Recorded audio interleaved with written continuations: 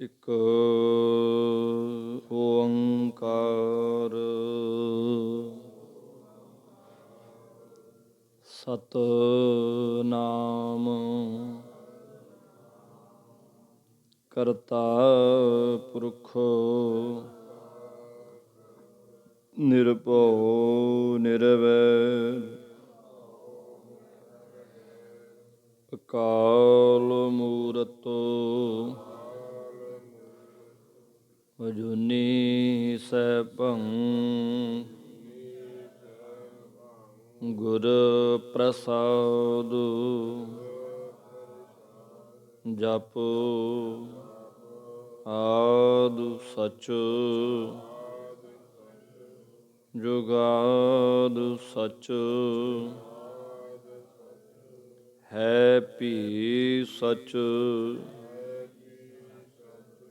ਨਾਨਕ ਹੋਸੀ ਭੀ ਸਚ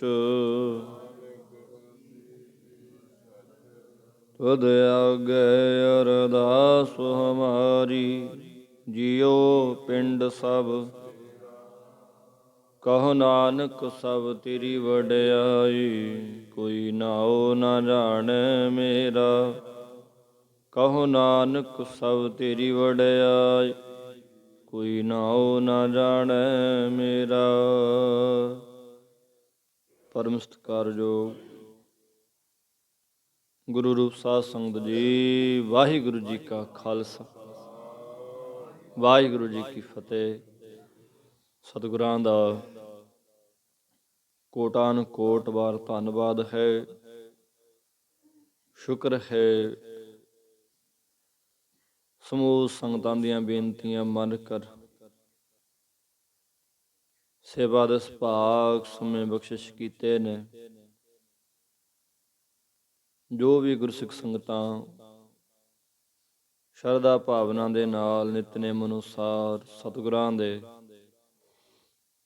ਪਾਵਨ ਪਵਿੱਤਰ ਸੱਚਖੰਡੀ ਦਰਬਾਰ ਦੀਆਂ ਆਪ ਜੀ ਹਾਜ਼ਰੀਆਂ ਭਰ ਰਹੇ ਹੋ, ਸਾਰੇ ਹੀ ਧੰਨਤਾ ਦੇ ਯੋਗ ਹੋ। ਜੋ ਪਰਮੇਸ਼ਰ ਦੇ ਕੋਲੋਂ ਮਿਲੇ ਹੋਏ ਸਵਾਸਾਂ ਨੂੰ, ਸਮੇਂ ਨੂੰ, ਜ਼ਿੰਦਗੀ ਨੂੰ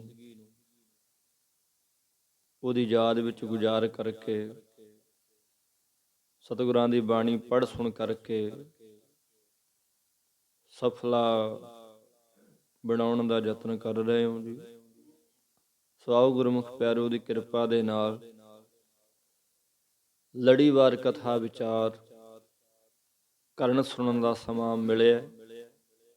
ਸਮੇਂ ਨੂੰ ਲੇਖੇ ਲਾਈਏ, ਸ਼ਰਧਾ ਭਾਵਨਾ ਨਾਲ ਮਹਾਰਾਜ ਸੱਚੇ ਪਾਤਸ਼ਾਹ ਦੇ ਚਰਨਾਂ 'ਚ ਭਾਈ ਜੁੜਨਾ ਕਰੀਏ। ਅੱਜ ਦਾ ਜਿਹੜਾ ਸ਼ਬਦ ਹੈ, ਇਹ ਸ਼ਬਦ ਧੰਨ ਧੰਨ ਸਾਹਿਬ ਸ੍ਰੀ ਗੁਰੂ ਅਰਜਨ ਦੇਵ ਮਹਾਰਾਜ ਸੱਚੇ ਪਾਤਸ਼ਾਹ ਜੀ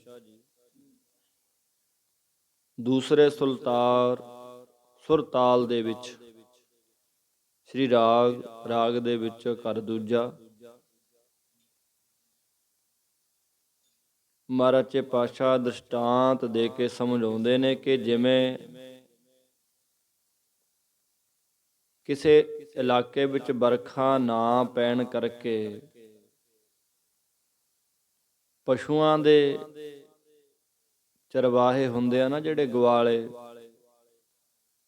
ਮੱਝਾਂ ਗਾਵਾਂ ਚਾਰਨ ਵਾਲੇ, ਉਹ ਆਪਣੀਆਂ ਮੱਝਾਂ ਗਾਵਾਂ ਨੂੰ, ਪਸ਼ੂਆਂ ਨੂੰ ਲੈ ਕੇ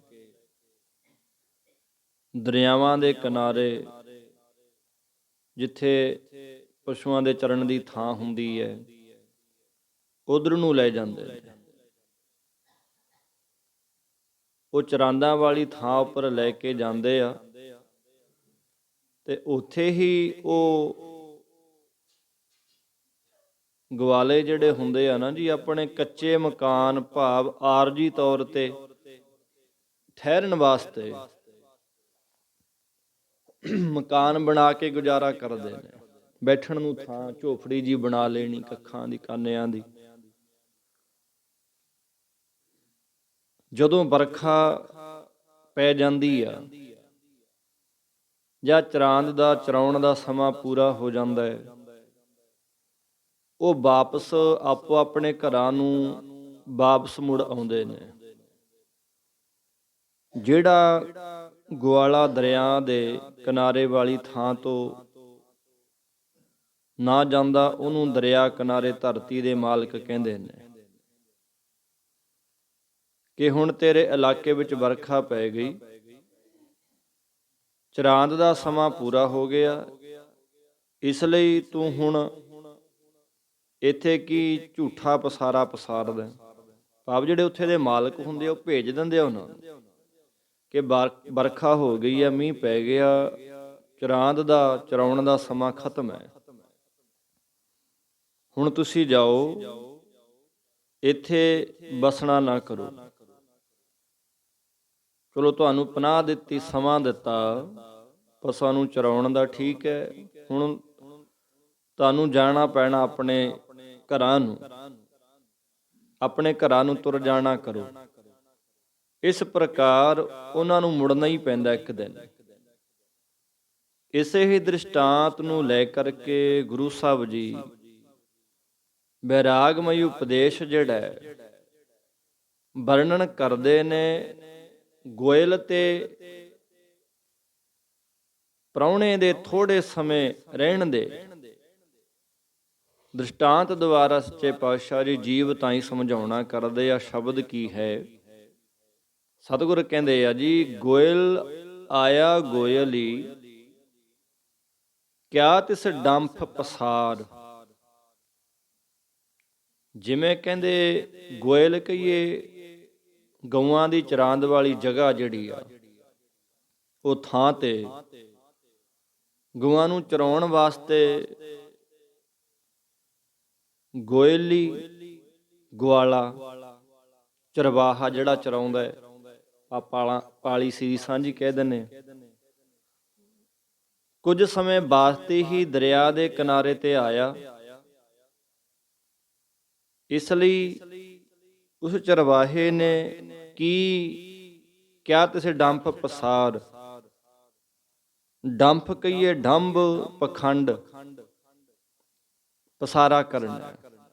ਕੀ ਪਖੰਡ ਕਰਨਾ ਉਹਨੇ? ਭਾਵ ਉਹਨੇ ਪੱਕੇ ਮਕਾਨ ਬਣਾ ਕੇ ਕੀ ਪਸਾਰਾ ਕਰਨਾ, ਕਿਉਂਕਿ ਵਰਖਾ ਪੈਣ ਤੇ ਚਰਾਂਦ ਦਾ ਸਮਾਂ ਖਤਮ ਹੋ ਜਾਂਦਾ ਹੈ, ਉਹਨੂੰ ਵਾਪਸ ਜਾਣਾ ਪੈਂਦਾ। ਇਸੇ ਪ੍ਰਕਾਰ ਜੀਵ ਰੂਪ ਗਵਾਲਾ ਦੇਹ ਸਮੇਤ ਇੰਦਰੀਆਂ ਰੂਪੀ ਗਊਆਂ ਨੂੰ ਲੈ ਕੇ ਸੰਸਾਰ ਰੂਪੀ ਦਰਿਆ ਦੇ ਕਿਨਾਰੇ ਤੇ ਆਇਆ ਹੋਇਆ ਹੈ ਸਾਰੇ ਆਪਾਂ। ਪਰ ਇੰਦਰੀਆਂ ਦੇ ਪਰਾਇਣ ਹੋ ਕੇ ਸ਼ਬਦ ਸਪਰਸ਼ ਰੂਪ ਰਸ ਗੰਧ ਵਿਸ਼ੇ, ਇਹ ਘਾਹ ਜਿਹੜੇ ਨੇ ਨਾ, ਸਪਰਸ਼ ਹੈ, ਸ਼ਬਦ ਹੈ, ਰੂਪ ਹੈ, ਰਸ ਹੈ, ਗੰਧ ਹੈ, ਵਿਸ਼ੇ ਨੇ। ਇਹ ਵਿਸ਼ੇ ਰੂਪੀ ਘਾਹ ਦੇ ਚਰਾਉਣ ਵਿੱਚ ਪਰਚ ਗਿਆ।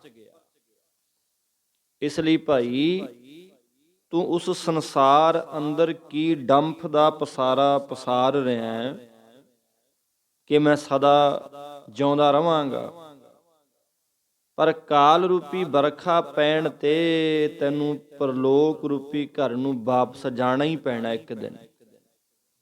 ਤੇ ਮੋਹਲਤ ਪੁੰਨੀ ਚੱਲਣਾ, ਤੂੰ ਸੰਭਲ ਘਰ ਬਾਰ।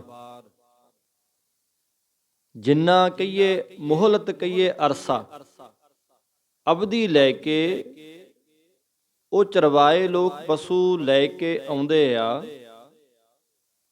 ਉਸਦੇ ਪੁੰਨੀ ਕਹੀਏ ਪੂਰੀ ਹੋਣ ਤੇ ਆਪਣੇ ਘਰਾਂ ਨੂੰ ਵਾਪਸ ਚੱਲਣਾ ਹੀ ਪੈਂਦਾ ਹੈ। ਇਸੇ ਤਰ੍ਹਾਂ ਐ ਜੀਵ, ਜਦੋਂ ਤੇਰੀ ਉਮਰ ਰੂਪੀ ਅਵਧੀ ਪੂਰੀ ਹੋ ਗਈ, ਇਸ ਸੰਸਾਰ ਤੋਂ ਚੱਲਣਾ ਹੀ ਪਏਗਾ। ਜਿਵੇਂ ਪਰੰਪਰਾ ਅਨੁਸਾਰ ਦਿਨ ਰਾਤ ਦੇ 24,000 ਸਵਾਸ ਮੰਨੇ ਜਾਂਦੇ ਆ, ਜਿਨ੍ਹਾਂ ਦਾ ਪ੍ਰਮਾਣ ਕਈ ਸਤਿਪੁਰਖਾਂ ਨੇ ਆਪਣੀਆਂ ਲਿਖਤਾਂ ਵਿੱਚ ਲਿਖਣਾ ਕੀਤਾ ਮਿਲਦਾ ਹੈ ਜੀ। ਪਰ ਸਰੀਰਾਂ ਦੀ ਪ੍ਰਕਿਰਤੀ ਅਨੁਸਾਰ ਹਰ ਇੱਕ ਦੇ ਸਵਾਸਾਂ ਦੀ ਵੱਖੋ ਵੱਖਰੀ ਗਿਣਤੀ ਹੈ। ਜਿਸ ਤਰ੍ਹਾਂ ਜਿਤਨੇ ਸਮੇਂ ਮਨੁੱਖ ਨੂੰ ਸਹਿਜ ਸੁਭਾਅ 'ਚ ਬੈਠੇ ਆ, 12 ਸਵਾਸ ਆਉਂਦੇ ਆ। ਉਤਨੇ ਸਮੇਂ ਵਿੱਚ ਤੁਰਨ ਸਮੇਂ 18, ਸੁੱਤੇ ਹੋਏ ਨੂੰ 30 ਤੇ ਮੈਥਨ ਕਰਦੇ ਆ 64 ਸਵਾਸ ਚੱਲਦੇ ਨੇ। ਕਹਿੰਦੇ ਬੈਠਤ 12 ਚਲਤ 18 ਸੋਵਤ ਚੱਲ ਹੈ 30 ਮੈਥਨ ਕਰਤੇ ਆ 64 ਚੱਲ ਹੈ ਕਿਉਂ ਨਾ ਭਜੈ ਜਗਦੀਸ਼। ਭਾਵ ਬੰਦਾ ਨੋਰਮਲ ਬੈਠਿਆ ਜੀ, ਸਾਰੀ ਜ਼ਿੰਦਗੀ ਸਾਡੀ ਸਵਾਸਾਂ ਦੀ ਖੇਡ ਹੈ। ਨੋਰਮਲ ਬੰਦਾ ਬੈਠੇ ਆ, ਸਵਾਸ ਟਿਕਾ ਨਾਲ ਚੱਲਣਗੇ, ਸੁਤੇ ਸਿੱਧ ਸਹਿਜ ਸੁਭਾਅ। ਤੁਰਦਾ ਜਦੋਂ ਬੰਦਾ ਸਾਹਾਂ ਦੀ ਗਿਣਤੀ ਵੱਧ ਜਾਂਦੀ ਹੈ। ਸੁੱਤੇ ਹੋਏ ਦੇ ਸਾਹ ਤੇਜ਼ ਚੱਲਦੇ ਨੇ ਜਦੋਂ ਬੰਦਾ ਸੌਂਦਾ ਹੈ। ਤੇ ਜਦੋਂ ਮੈਥਨ ਭਾਵ ਕਾਮ ਵਾਸ਼ਨਾ ਚ ਹੁੰਦਾ ਹੈ ਬੰਦਾ, ਉਦੋਂ ਸਵਾਸ ਚੇਦ ਨੇ। ਇੱਥੇ ਸਾਡਾ ਜੀਵਨ ਸਾਹਾਂ ਤੇ ਆਧਾਰਿਤ ਹੈ। ਜਦੋਂ ਆਹ ਗਿਣਤੀ ਪੂਰੀ ਹੋ ਗਈ ਉਸੇ ਦਿਨ ਬੰਦਾ ਖਤਮ। ਤਾਂ ਹੀ ਸਾਦਗੀ ਦਾ ਭੋਜਨ ਹੈ, ਸਾਦਗੀ ਚ ਜ਼ਿੰਦਗੀ ਹੈ, ਉਮਰ ਵੱਧਦੀ ਹੈ ਬੰਦੇ ਦੀ ਜੀ।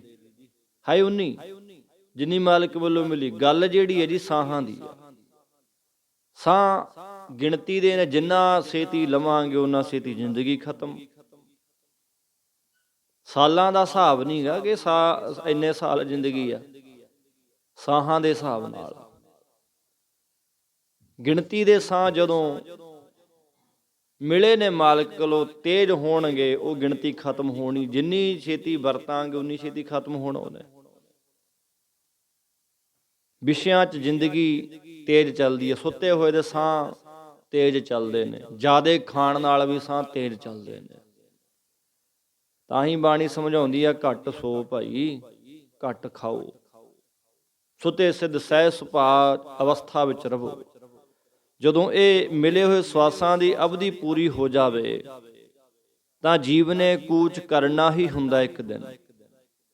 ਫਿਰ ਉਹਨੂੰ ਕੋਈ ਵੀ ਰੱਖਣ ਵਾਲਾ ਨਹੀਂ ਆ। ਬਾਣੀ ਕਹਿੰਦੀ ਹੈ, ਜਿਸ ਕੀ ਪੂਜੈ ਔਧ ਤਿਸੈ ਕੌਣ ਰਾਖਈ, ਵੈਦਕ ਅਨੇਕ ਉਪਾਵ ਕਾਹਾਂ ਲੋ ਭਾਖਈ। ਇਸ ਲਈ ਤੂੰ ਆਪਣੇ ਪ੍ਰਲੋਕ ਰੂਪੀ ਘਰ-ਬਾਰ ਦੀ ਸੰਭਾਲ ਕਰ। ਭਾਵ ਇਥੋਂ ਲਾਹਾ ਪ੍ਰਾਪਤ ਕਰਕੇ ਜਾਏਗਾ ਤਾਂ ਪ੍ਰਲੋਕ ਰੂਪੀ ਘਰ 'ਚ ਬਸਣਾ ਸੌਖਾ ਹੋ ਜਾਣਾ ਹੈ। ਇਹਾਂ ਖਾੜ ਚਲੋਹਰ ਲਾਹਾ ਆਗੇ ਬਸਨ ਸੁਹੇਲਾ। ਇੱਥੋਂ ਲਾਹਾ ਖੱਟਣਾ ਹੈ। ਇਹ ਨਹੀਂ ਕੋਈ ਖਾਸ ਜਗ੍ਹਾ ਜਾਂ ਹੋਰ ਕਿਤੇ ਇੱਧਰ ਉੱਧਰ ਜਾਣਾ ਪੈਣਾ। ਆਹ ਜਿਹੜੀ ਜਗ੍ਹਾ ਨਾ ਸਤ ਸੰਗਤ ਰੂਪੀ ਮਹਾਰਾਜ ਜੀ ਪਾਤਸ਼ਾਹ ਨੇ ਸੱਚਖੰਡੀ ਘਰ ਸਾਨੂੰ ਬਣਾ ਕੇ ਦਿੱਤਾ ਵਾ। ਇੱਥੋਂ ਲਾਹਾ ਖੱਟਣਾ। ਜਿਉਂਦੇ ਜੀ ਖੇਤ ਹੀ ਕਰੋ ਨਵੇੜਾ, ਸਰੀਰ 'ਚ ਰਹਿੰਦੇ ਆ ਨਵੇੜਾ ਕਰਨਾ। ਜੋ ਘਰ ਛੱਡ ਗਵਾਵਣਾ ਸੋ ਲੱਗਾ ਮਨ ਮਾਹੇ, ਜਿੱਥੇ ਜਾਏ ਤੁਧ ਵਰਤਣਾ ਤਿਸ ਕੀ ਚਿੰਤਾ ਨਾਏ। ਕਹਿੰਦੇ ਸੱਜਣਾ, ਜਿਹੜੇ ਘਰ ਵਿੱਚ ਤੂੰ ਆ ਮਨ ਲਗਾ ਕੇ ਬੈਠੇ ਆ ਨਾ, ਸਾਰੀ ਆਪਾਂ ਜਿੱਥੇ ਮਨ ਲਾਇਆ ਵਾ ਸੋ ਘਰ ਛੱਡ ਗਵਾਵਣਾ। ਇਹ ਤਾਂ ਕਦੇ ਨਾ ਛੱਡਣਾ ਪਊ। ਹੱਸ ਕੇ ਛੱਡਦੇ, ਰੋ ਕੇ ਛੱਡਦੇ। ਤੇ ਜਿੱਥੇ ਜਾਏ ਤੁਧ ਵਰਤਣਾ, ਜਿੱਥੇ ਜਾ ਕੇ ਵਰਤਣਾ ਅਸਲ ਦੇ ਵਿੱਚ ਤਿਸ ਕੀ ਚਿੰਤਾ ਨਾ ਹੈ, ਉਹਦੀ ਚਿੰਤਾ ਹੀ ਨਹੀਂ ਕਰਦਾ, ਉਸ ਬਾਰੇ ਖਿਆਲ ਨਹੀਂ ਹੈ।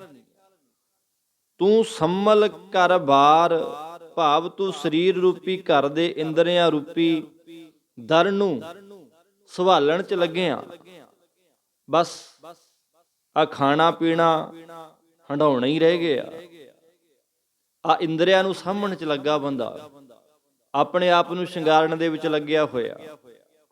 ਜੋ ਰੇਤ ਦੀ ਨਿਆਈ ਬਣਿਆ ਹੋਇਆ, ਜਦੋਂ ਕਹਿੰਦੇ ਕਾਲ ਰੂਪੀ ਲਹਿਰ ਆਏਗੀ ਨਾ, ਉਦੋਂ ਤੇਰਾ ਇਹ ਸਥੂਲ ਸਰੀਰ ਇੱਥੇ ਹੀ ਰਹਿ ਜਾਣਾ ਹੈ ਤੇ ਕਾਰਨ ਤੇ ਸੂਖਮ ਸਰੀਰ ਪਰਲੋਕ ਨੂੰ ਚਲਾ ਜਾਣਾ। ਇਸ ਲਈ ਇਹਨੂੰ ਸੰਭਾਲ ਕੇ ਲਾਭ ਪ੍ਰਾਪਤ ਕਰ ਲਾ।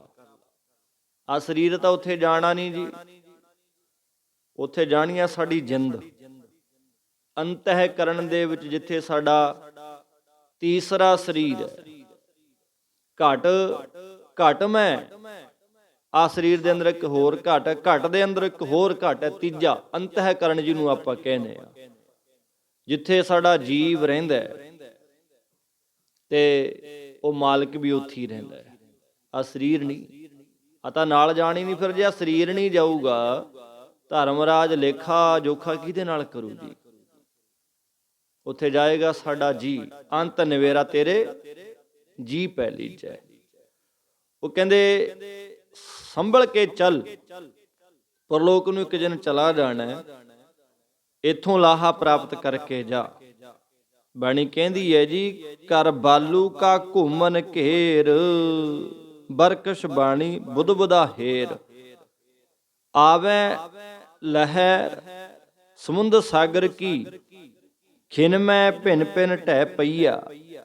ਜਦੋਂ ਇੱਕ ਖਿਨ ਆ ਜਾਣੀ ਹੈ ਨਾ, ਸਮੁੰਦਰ ਦੀ ਲਹਿਰ, ਇੱਕ ਖਿਨ ਦੇ ਵਿੱਚ ਹੀ ਆ ਸਾਰਾ ਕੁਛ ਢਹਿ ਢੇਰੀ ਹੋ ਜਾਣਾ। ਸੰਭਲ ਕਰ ਬਾਰ, ਭਾਵ ਤੂੰ ਤੁਰਿਆ ਪਦ ਰੂਪੀ ਘਰ ਤੇ, ਬਾਰ ਕਹੀਏ ਗਿਆਨ ਰੂਪੀ ਦਰਵਾਜੇ ਨੂੰ ਸੰਭਾਲਣਾ ਕਰ।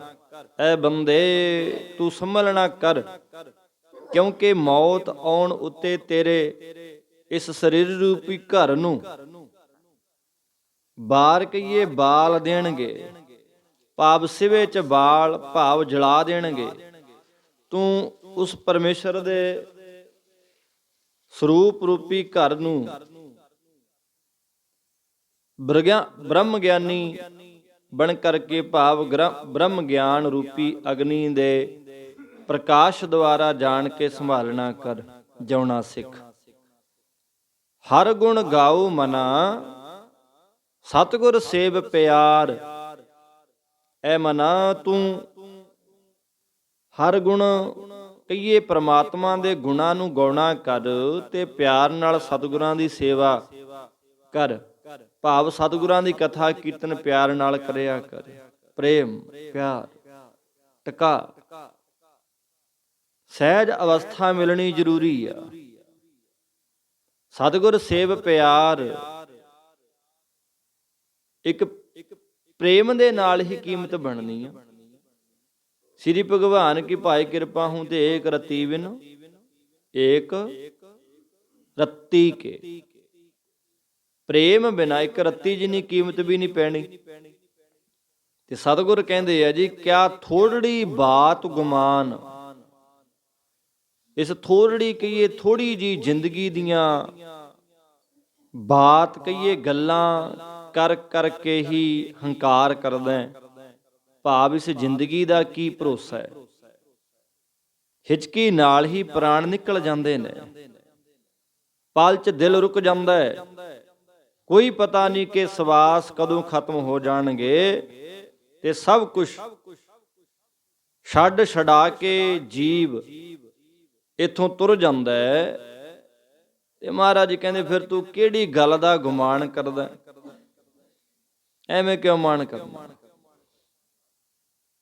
ਅੱਖਾਂ ਦੇ ਵਹਿੰਦੇ ਆ ਨਾ, ਕਿੰਨੇ ਪਿਆਰੇ ਸਨੇਹੀ ਸਾਡੇ ਸਾਹਮਣੇ, ਜਿਨ੍ਹਾਂ ਦੀ ਕੋਈ ਉਮਰ ਨਹੀਂ ਸੀ, ਅੱਜ ਫੋਟੋਆਂ 'ਚ ਟੰਗੇ ਰਹਿ ਗਏ ਨੇ, ਤਸਵੀਰਾਂ 'ਚ ਲੱਗੇ ਪਏ ਆ।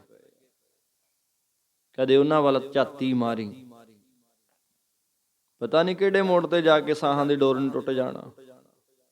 ਉਹਨਾਂ ਦੇ ਤਸਵੀਰਾਂ ਟੰਗ ਗਈਆਂ ਨੇ ਕੰਧਾਂ ਤੇ, ਮੇਰੀ ਵੀ ਟੰਗ ਜਾਣੀਆਂ, ਸਭ ਦੀਆਂ ਟੰਗ ਜਾਣੀਆਂ। ਰਹਿਣਾ ਕਿਸੇ ਨੇ? ਕਾਹਦਾ ਗੁਮਾਨ ਹੈ, ਕਾਹਦਾ ਮਾਣ ਹੈ? ਆ ਨਿੱਕੀ ਜੀ ਜ਼ਿੰਦਗੀ ਮਾਲਕ ਵੱਲੋਂ ਮਿਲੀ ਹੈ, ਇਹਨੂੰ ਐਵੇਂ ਨਾ ਵਿਸ਼ਿਆਂ ਵਿਕਾਰਾਂ ਦੇ ਵਿੱਚ ਗਰਕ ਕਰ, ਜਿਉਣਾ ਸਿੱਖ। ਆਨੰਦ ਆਵੇ ਜੀਵਨ ਜਿਉਣ ਦਾ, ਬ੍ਰਹਮ ਦਾ ਗਿਆਨ ਤੇਰੇ ਅੰਦਰ ਪੈਦਾ ਹੋ ਜਾਏ। ਕਾਹਦਾ ਗੁਮਾਨ ਕਰਦਾ? ਥੋੜੀ ਜੀ ਜ਼ਿੰਦਗੀ ਆ, ਕਿਆ ਥੋੜੜੀ ਬਾਤ ਗੁਮਾਨ। ਜੈਸੇ ਰਹਿਣ ਪਰਾਉਣੇ ਉੱਠ ਚਲ ਸੈ ਪ੍ਰਭਾਤ। ਕਹਿੰਦੇ ਬੰਦਿਆ, ਜਿਸ ਤਰ੍ਹਾਂ ਰਾਤ ਦੇ ਸਮੇਂ ਘਰ ਵਿੱਚ ਪ੍ਰਾਹੁਣੇ ਭਾਵ ਮਹਿਮਾਨ ਆਉਂਦੇ ਆ, ਉੱਠ ਚੱਲ ਸੈ ਪ੍ਰਭਾਤ, ਪ੍ਰਭਾਤ ਕਹੀਏ ਸਵੇਰ ਹੁੰਦਿਆਂ ਹੀ ਉਹ ਉੱਠ ਕੇ ਆਪਣੇ ਰਸਤੇ ਚੱਲ ਪੈਂਦੇ ਨੇ। ਇਸੇ ਤਰ੍ਹਾਂ ਐ ਜੀਵ, ਤੂੰ ਵੀ ਅਵਸਥਾ ਉਮਰ ਰੂਪੀ ਰਾਤ ਕੱਟਣ ਲਈ ਇਸ ਸੰਸਾਰ ਰੂਪੀ ਘਰ 'ਚ ਪ੍ਰਾਹੁਣਾ ਬਣ ਕੇ ਆਇਆ। ਜਦੋਂ ਕਾਲ ਰੂਪੀ ਦਿਨ ਚੜ ਜਾਣਾ ਨਾ, ਤਾਂ ਤੈਨੂੰ ਚੱਲਣਾ ਪਏਗਾ। ਆਪਣ ਬਾਰੀ ਸਭ ਸਹਿ ਆਵੈ, ਪੱਕੀ ਖੇਤੀ ਲੁਣੀਐ, ਭਾਵ ਏਕ ਰਹਿਣ ਕੇ ਪਾਹਨ ਤੁਮ ਆਏ, ਬਹੁ ਜੁਗ ਆਸ ਵਧਾਏ। ਇੱਕ ਰਾਤ ਰਹਿਣ ਆਇਆ ਜੀ। ਪ੍ਰਾਣੀ ਕਿਆ ਮੇਰਾ ਕਿਆ ਤੇਰਾ, ਜੈਸੇ ਤਰਬਰ ਪੰਖ ਬਸੇਰਾ। ਪੰਛੀ ਆਉਂਦਾ ਰਾਤ ਨੂੰ, ਠਹਿਰਦਾ ਦਰਖਤ ਤੇ, ਆਸਣ ਲਾਉਂਦਾ ਆਪਣਾ, ਰਾਤ ਕੱਟੀ ਉੱਡ ਜਾਂਦਾ। ਇਸੇ ਤਰ੍ਹਾਂ ਅਸੀਂ ਰਾਤ ਕੱਟਣ ਆਇਆ, ਇੱਕ ਰਾਤ ਦੇ ਪ੍ਰਾਹੁਣੇ ਆ। ਸਵੇਰ ਹੋਏਗੀ ਜ਼ਰੂਰ, ਇਹ ਨਹੀਂ ਕਿ ਰਾਤ ਹੋਈ ਹੈ ਸਵੇਰ ਨਹੀਂ ਹੋਏਗੀ, ਸਵੇਰ ਹੋਏਗੀ ਜ਼ਰੂਰ। ਜਦੋਂ ਸਵੇਰ ਰੂਪੀ ਕਾਲ ਰੂਪੀ ਸਵੇਰ ਦਿਨ ਚੜ ਗਿਆ, ਜਿਵੇਂ ਉਹ ਰਿਸ਼ਤੇਦਾਰ ਮਹਿਮਾਨ ਪ੍ਰਾਹੁਣੇ ਆਉਂਦੇ ਆ, ਉੱਠਣਾ ਪੈਂਦਾ, ਜਾਣਾ ਪੈਂਦਾ ਉਹਨਾਂ ਨੂੰ, ਬੰਦੇ ਨੂੰ ਵੀ ਜਾਣਾ ਪਏਗਾ। ਤੇ ਕਿਆ ਤੂੰ ਰੱਤਾ ਗ੍ਰਸਤ ਸਿਉ, ਸਭ ਫੁੱਲਾਂ ਕੀ ਬਾਗਾਤ। ਕਹਿੰਦੇ ਐ ਮਨਾ, ਤੂੰ ਇਸ ਗ੍ਰਸਤ ਵਿੱਚ ਕਿਆ ਭਾਵ ਕੀ ਰੰਗਿਆ ਰਹਿਣਾ, ਭਾਵ ਹਰ ਸਮੇਂ ਘਰ ਵਾਰ ਇਸਤਰੀ ਪੁੱਤਰ ਧਨ ਦੌਲਤ ਦੇ ਮੋਹ 'ਚ ਕੀ ਰੰਗਿਆ ਰਹਿਣਾ। ਇਹ ਸਭ ਫੁੱਲਾਂ ਕੀ ਬਾਗਾਤ, ਬਗਾਤ ਕਹੀਏ ਫੁੱਲਾਂ ਦੀ, ਫੁਲਵਾੜੀ ਦੇ ਖਿੜਨੇ ਵਾਂਗ ਹੈ। ਭਾਵ ਤੂੰ ਵੀ ਇਸ ਸੰਸਾਰ ਰੂਪੀ ਬਾੜੀ 'ਚ ਫੁੱਲ ਦੀ ਨਿਆਈ ਖਿੜਿਆ। ਜਵਾਨੀ ਰੂਪੀ ਤੇਰੀਆਂ ਪੰਖੜੀਆਂ ਨੇ, ਇੱਛਾ ਰੂਪੀ ਤੇਰੀਆਂ ਕਲੀਆਂ ਨੇ, ਵਿਸ਼ੇ ਵਿਕਾਰਾਂ ਦਾ ਪਰਾਗ ਹੈ, ਤੇ ਵਿਸ਼ੀ ਮਨ ਭੌਰੇ ਦੀ ਤਰ੍ਹਾਂ ਭਰਮਦਾ ਫਿਰਦਾ। ਭਗਤੀ ਰੂਪੀ ਸੁਗੰਧੀ ਦੀ ਬਜਾਏ ਇਸ ਵਿੱਚ ਵਾਸ਼ਨਾਵਾਂ ਦੀ ਦੁਰਗੰਧੀ ਆਉਂਦੀ ਆ। ਕਿੱਥੇ ਭਗਤੀ ਦੀ ਸੁਗੰਧੀ ਆਉਣੀ ਸੀ, ਪਰ ਇੱਥੇ ਵਾਸ਼ਨਾ ਦੀ ਦੁਰਗੰਧ ਆਉਂਦੀ ਹੈ, ਬਦਬੂ ਮਾਰਦੀ ਹੈ। ਪਰ ਇਹ ਸਭ ਥੋੜੇ ਸਮੇਂ ਲਈ ਹੈ। ਜਦੋਂ ਅਖੀਰੀ ਆਉਣਾ ਨਾ ਸਮਾਂ, ਮੌਤ ਹੋਣੀ ਆ, ਤਾਂ ਇੰਦਰੀਆਂ ਰੂਪੀ ਪੰਖੜੀਆਂ ਮਿਟ ਜਾਂਦੀਆਂ ਨੇ, ਸੁੱਖਾਂ ਦੀ ਸੁਗੰਧੀ ਖਤਮ ਹੋ ਜਾਂਦੀ ਆ। ਕਿੰਨੇ ਹੀ ਜੋਬਨ ਸੁੱਕ ਸੜ ਗਏ ਨੇ, ਫਰੀਦਾ ਉਮਰ ਸੁਹਾਵੜੀ, ਸੰਗ ਸੁਬੰਦੜੀ ਦੇ, ਬਿਰਲੇ ਕਈ ਪਾਈਨ ਜਿਨ੍ਹਾਂ ਪਿਆਰੇ ਨੇ। ਸੋ ਗੁਰਮੁਖੋ, ਜੀਵਨ ਮਿਲਿਆ, ਵਿਸ਼ਿਆਂ 'ਚ ਵਿਕਾਰਾਂ 'ਚ ਗਰਕ ਨਾ ਕਰੀਏ, ਆਨੰਦ ਦੇ ਨਾਲ ਜੀਵਨ ਜਿਉਈਏ। ਪਤਾ ਨਹੀਂ ਕਦੋਂ ਹਰ ਫਰਮਾਨ ਦਰਗੇ ਕਾ ਆਇਆ, ਉਹਨੇ ਸੱਦ ਲੈਣਾ। ਹੁਣ ਇਹੀ ਨਾ ਕੋਈ ਬੰਦਾ ਸੋਚੇ ਕਿ ਅੰਮ੍ਰਿਤ ਵੇਲੇ ਮਰਨ ਦੀਆਂ ਗੱਲਾਂ, ਇਹ ਤਾਂ ਸੱਚ ਹੈ, ਝੂਠ ਕੀ ਆ। ਜਦੋਂ ਬੰਦਾ ਆਹ ਚੀਜ਼ ਨਾਲ ਲੈ ਕੇ ਤੁਰੂ ਨਾ ਜੀ, ਅਖੀਰੀ ਸਮਾਂ ਜ਼ਿਆਦਾ ਤਾਂ ਰੱਬ ਜ਼ਿਆਦਾ, ਰੱਬ ਜ਼ਿਆਦਾ ਤਾਂ ਅਖੀਰੀ ਜ਼ਿਆਦਾ। ਫਿਰ ਇੱਥੇ ਆਉਣ ਦਾ ਜਿਹੜਾ ਸਕੂਨ ਆ ਨਾ, ਆਨੰਦ, ਉਹ ਮਿਲ ਜਾਣਾ ਬਾਣੀ ਚੋਂ। ਨਹੀਂ ਫਿਰ ਬੰਦਾ ਬੁੜਾ ਹੋ ਜਾਂਦਾ ਨਾ, ਬੁੜਾ ਬਜ਼ੁਰਗ, ਉਹ ਬਜ਼ੁਰਗ ਹੋਣ ਦੇ ਵਿੱਚੋਂ ਵੀ ਉਹਨੂੰ ਮੌਤ ਦਿਖਦੀ ਹੈ, ਡਰ ਲੱਗਦਾ ਉਹਨੂੰ।